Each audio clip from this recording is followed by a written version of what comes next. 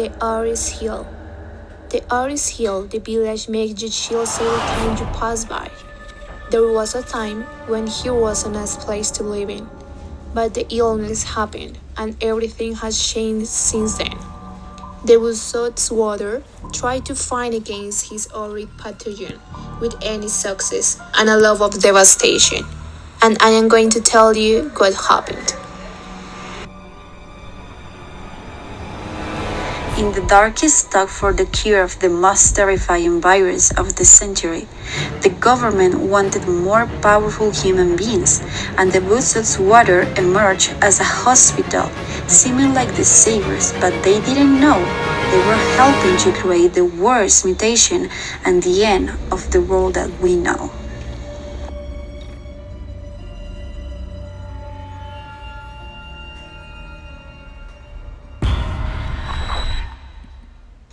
I remember one day at my college, the emergency alarm woke me up from my science class. Our teacher told us to go home straight because something really hideous had happened in the village. I was wondering what else could have happened to the village. It wasn't enough with the temple falling slowly into pieces, or with the river the fishes had decided never to swim in because of the bloody poison, or with the houses garnished with mold from bottom to top. I arrived home, the number 13 in the village. I was expecting to see my parents, but they never ever arrived. Late that day, when the moon was taking its place in the vast darkness above us, the TV reporter was talking about the flu that was running around the world, and that frightfully now it wasn't just a flu, it was a monster. There weren't people out anymore. I couldn't believe what I was seeing on the TV. The reporter was showing pictures of some kind of human beings, but with less human than monsters. They looked like the books monsters Mom used to read me before go to bed, but uglier. They had different skin colors, amber, light green with red dots around their arms and legs, and mostly their eyes turned white or black. They were someone's like the color of the bricks, not too red, not too orange, and the most disgusting ones were brown with their skin peeling off. Even some of them didn't have fingers, or they were hanging just from a tiny vein or a lossy muscle. The reporter was terrified just as I was. The doctors were saying these people had disease, but in some unnatural way they were still alive, and that was the reaction of the vaccine doctors create. Suddenly, I remember my parents talking about a flu with the name of COVID-19 and how dangerous it had become in other parts of the world, but not here, because even a virus will not come to Orrius Hill, and how the most influential people and politicians called to get the vaccine and stop the virus from spreading out. Hence, doctors, scientists, and witty people start to design the vaccine. When they finally made it, they explained the vaccine sometimes had side effects, but not to worry about because the effect passed in a few hours. What a mess they had created, is what I thought. From hours to days, the world was changing. People had gone insane. Those who were not infected died of hunger because the panic was so overwhelming. They preferred to stay at home, otherwise they could change themselves completely. I had to live these changes personally with my friend and protector Billy, who wanted to break provisos before everything get messier, and in this journey he got infected. During the next day he showed the different symptoms. He started to forget his life, he saw his dad who was died 1 year ago, and when he started his skin changing and the monsters, and finally one day he told me it was time for the change. I realized it wasn't longer him. I began to move away from him slowly. I realized that he could not see me because his eye was totally covered by a kind of white layer. But he could hear my steps in the wood. He was already decomposing. He started saying things without any sense and scratched his skin until he didn't have skin in some part of his body. One day he attacked me. He said he was the guilty for his suffering. He walked toward me with his white eyes staring at me with hatred. I couldn't move my feet. I got stuck to the floor, but I screamed like an injured animal. And Donald, the man who lived in the house 16 in the village, who was recollection was next to my house, heard me and ran to help me.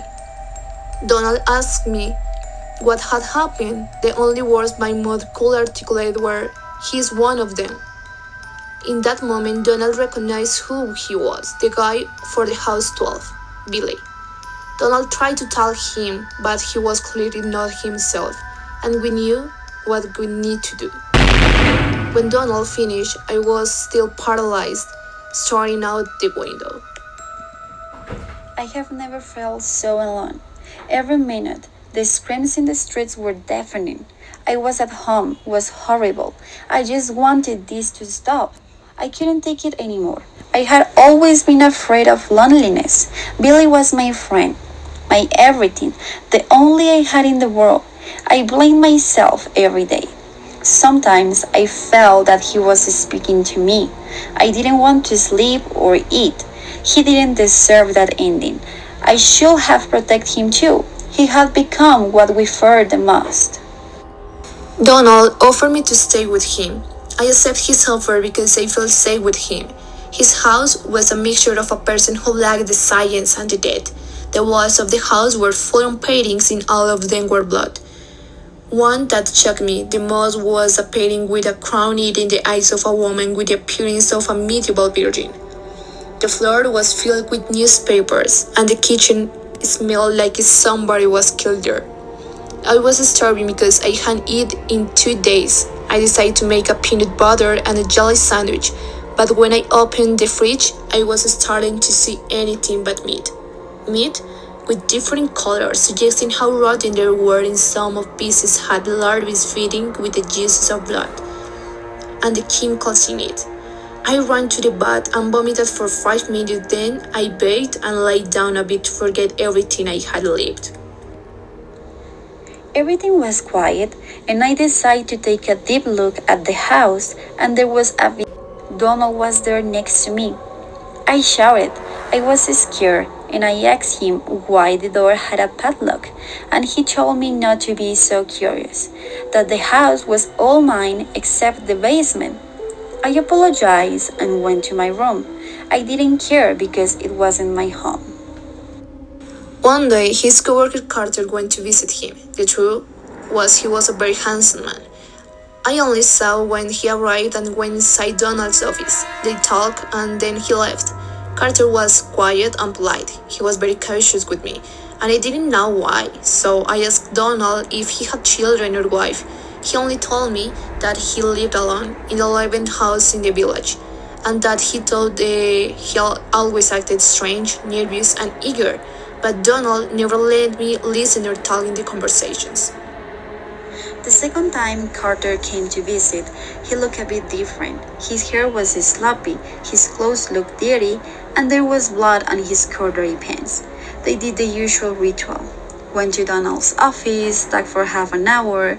Donald rushed to his room with a manic face, and Carter looked glum. That day, I remember I get close to him and felt a spark rise through my body. I asked him if he wanted something to drink, and he asked me who I was and why I was with Donald. He asked me if I was like him. I didn't understand what he referred, so I told him my story. He apologized me for his behavior and he told me his story. Donald and Carter were co-workers from Water, the company who had created the vaccine. He told me they were really friends, but that one day Donald changed and he and Carter started to split apart. Carter had discovered the formula for the vaccine before Donald, and that made him mad. So one day, Donald went to the Carter's office and threatened him to say confusing words about the vaccine and a new version of the formula. And some days later, there was the first monster in the laboratory which escaped and spread out the virus, with the formula and the modification Donald had made. I couldn't believe Carter's story, but everything matched perfectly.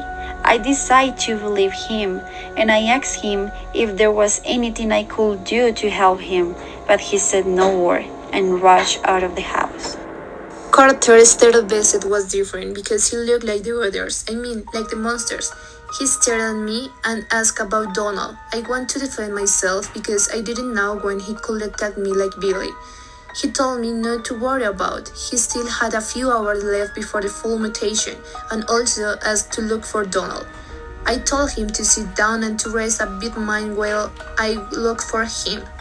I ran to Donald's room and told him that something was happening to Carter. He smiled at me with the most scary teeth I ever saw in my life. They were sharp yellow and green as the meat in the fridge. We ran to the living room where Carter was. When Donald saw Carter, you could see a certain pleasure in his eyes. Pitifully, when we arrived, he had already mutated.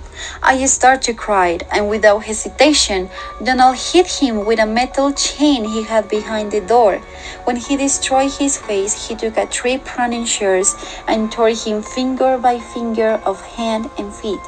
I screamed at him, saying to stop, because he was already dead. He pushed me back and he went to the kitchen. I followed him. He was searching for something he found in the counter next to the fridge. It was the flamethrower. I asked him what he was going to do because I wanted to help him. He showed me his sharp teeth in something was supposed to be his smile and gave me the flamethrower. We went to the living room where Carter's body was lying on his own blood river. When I saw his body, I felt how my heart was falling into pieces, and I wanted to revenge Carter's death. Donald disrupted me in my thoughts, asking me to burn the body, and against his wishes, I gave him a plunk in the face, and he instantly fell to the ground. And with the same chain he disfigured Carter's face, I chained him to a chair and waited for him to wake up. And with the same smile, I start to burn him. And during the process, I enjoyed telling him how I had figured out the real cure against the monsters. And he told me, agonizing, that people would prefer to die instead of eat his family rotten meat. I turned high the flamethrower and let it burn until there was nothing left of him.